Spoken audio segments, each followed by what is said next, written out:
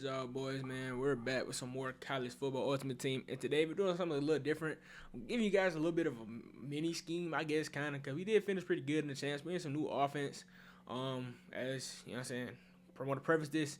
I understand, you know what I'm saying, if you don't want to be, you know what I'm saying, you want to call me a glitcher or a cheese, whatever, it's cool. But we are now currently in a playbook that has the normal white clothes because I want to throw streaks, you know. I like, you know what I'm saying, it seemed fun from outside the club. I wanted to get inside the club.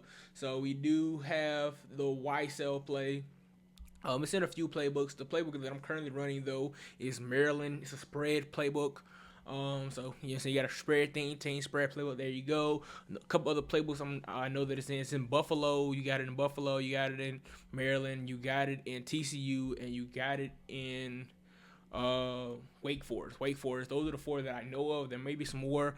I think this is one of my favorite that has it though. This and TCU, I think, and Wake Forest. I think a lot of people say Wake Forest is the best, a little bit more diverse, but I like this one because it has some good RPOs in it as well and some other formation. It does still have a semblance of my church tight end. Your church tight end offset. It basically looks exactly like church tight end, so I can kind of set the plays up exactly the same. Just a little bit of hot routing.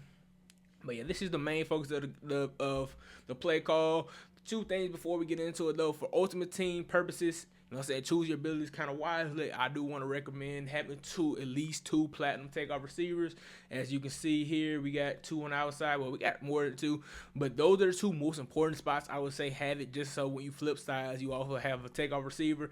And if they get us some coverage that you can't really, you know what I'm saying, when you don't want to throw, you know what I'm saying, white cell bomb out of, you can get into another play that we have in our audibles, which is mesh, or some other play you call regular streaks, and being able to beat them over top. They start running like heavy blitzes where you can't throw the bomb or whatnot.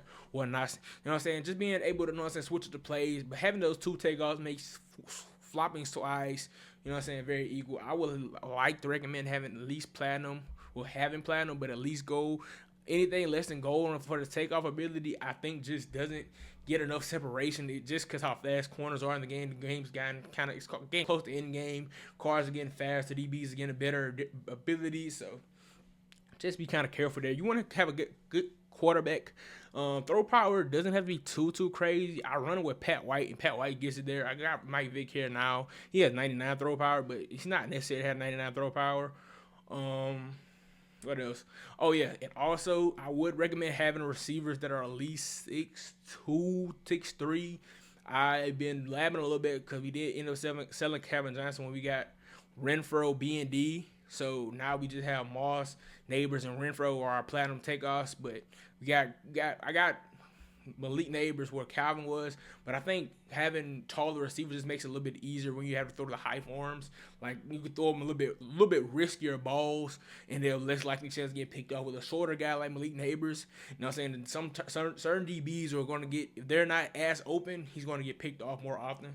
So I'm going to show you how I like to run the play. Adjustment wise, I just like to put a drag on the field, get a little high, low across the middle, stem down the corner out just a little bit, and leave this is basically how I like to run it. Pretty basic. And the thing you're looking for, if he doesn't get bumped, right there.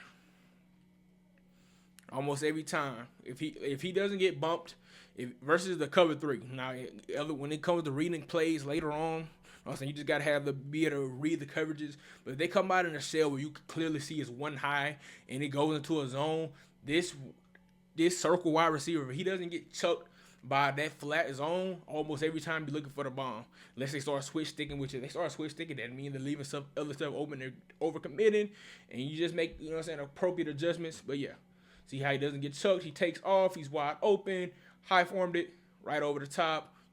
And that's what I think. If that's Malik Neighbors in that same predicament, because how close the safety ended up getting to him, he would get picked off sometimes. So another thing I like to do in that situation, if I feel like the safety is getting a little, a little antsy, motion them out right there, give it a little bit more space. Still got the high low across the middle, but having the tight end on the street give the safety something else to watch, and by giving them something else to watch, it allows me to give a little bit more space to being able to throw the bomb to the receiver. This is also something I would recommend doing if you do have smaller receivers like Malik Neighbors, Hunter Renfro as your primary, you know what I'm saying, outside guys. Just, you know what I'm saying, to give you a little bit more space just because they're smaller, they have a less range. So when the quarterback's throwing it, he's not throwing it as high. And if you don't know how to high form, you're going to go with the L1 and L2 at the same time. So the high ball and the place 3-4 button at the same time.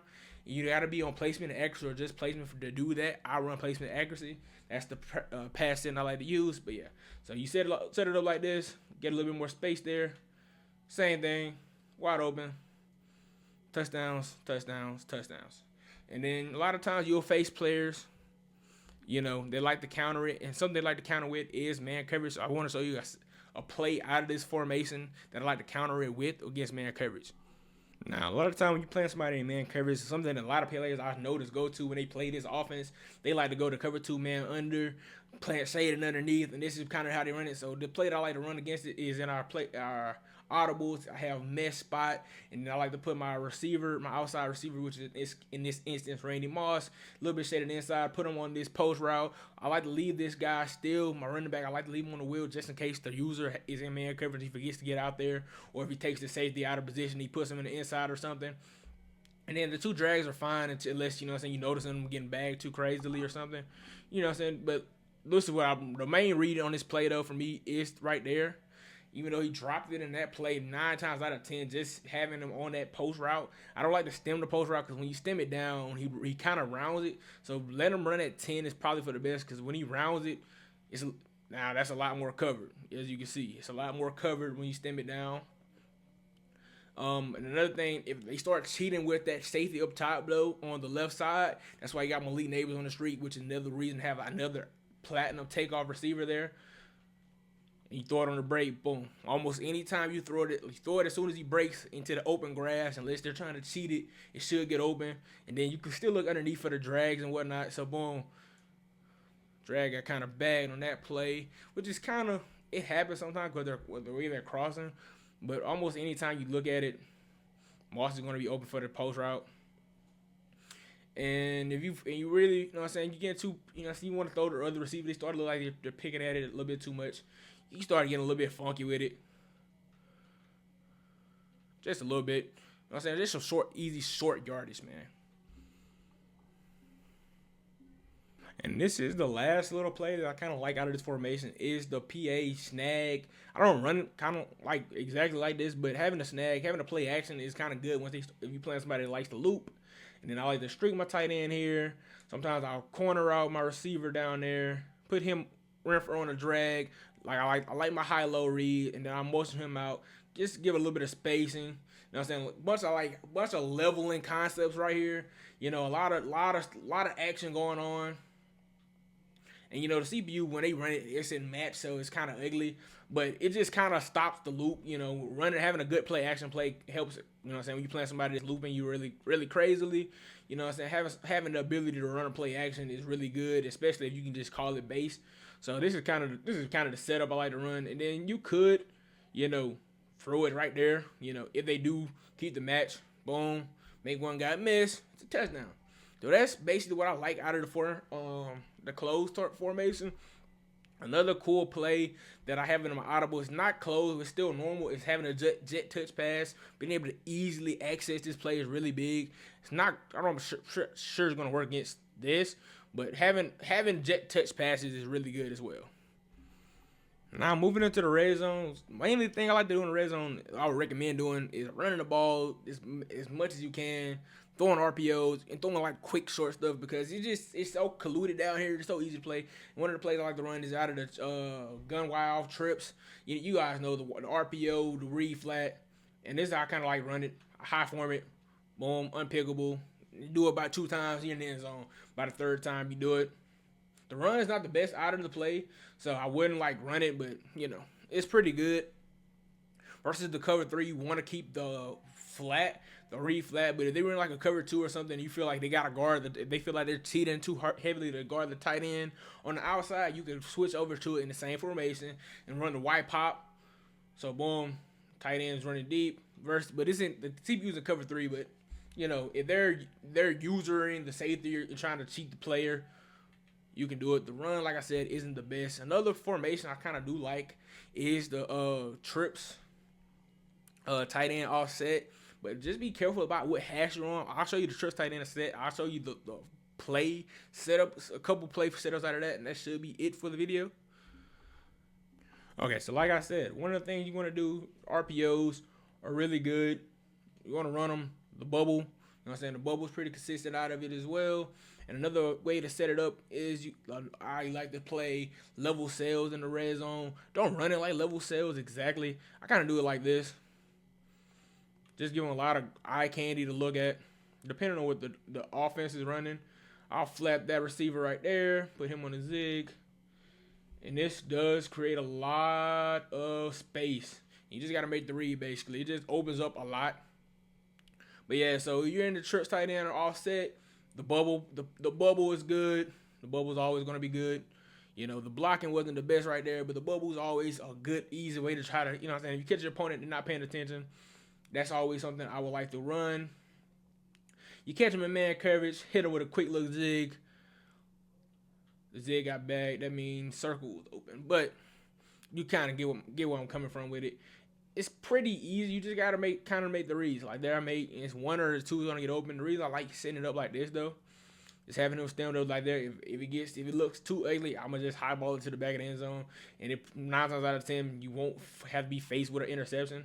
If I feel like it could still have some man coverage in it, I'll do a little bit of a drag setup, kind of like this. You know what I'm saying? The running back's going to distract the flat a little bit. I got a zig right there for cases, man. And I got a backside slant and a backside dig from the tight end. You know what I'm saying? You just got it. The rock combos aren't nothing crazy. It's nothing crazy out of the, you know what I'm saying? I'm not running anything crazy. Just kind of give a lot of eye candy down below, you know. Put them like this, you know. Run something, and then have them on this Texas route. So if you go out there and guard the zig, the Texas route should open wide open across the middle. Or like you gotta throw it in that pocket right there, man. Easy right there, man. Just make it as simple as possible. Like in the red zone, you don't want to throw interceptions in the red zone, so be as careful as you can. But yeah, that is just about everything out of our Maryland offense that I'm currently running, man. I know, you know what I'm saying, it is kind of bummy, it's kind of scummy running the Y cell and all that. It's not cool, but it is what it is. So if you guys like the kind of video, man, let me know down below. You know what I'm saying? This was something different for me. I know it's not, you know, I know not everybody knows how to run it. I know a lot of people play against it. So if you want to see how I like to stop it, or like to, you know what I'm saying, what defense I'm currently running to try to counteract it, let me know down below in the comments. If anything else you want to see on the channel, any other gameplays, breakdowns, player ratings, let me know as well. And until next time, I'll see y'all boys.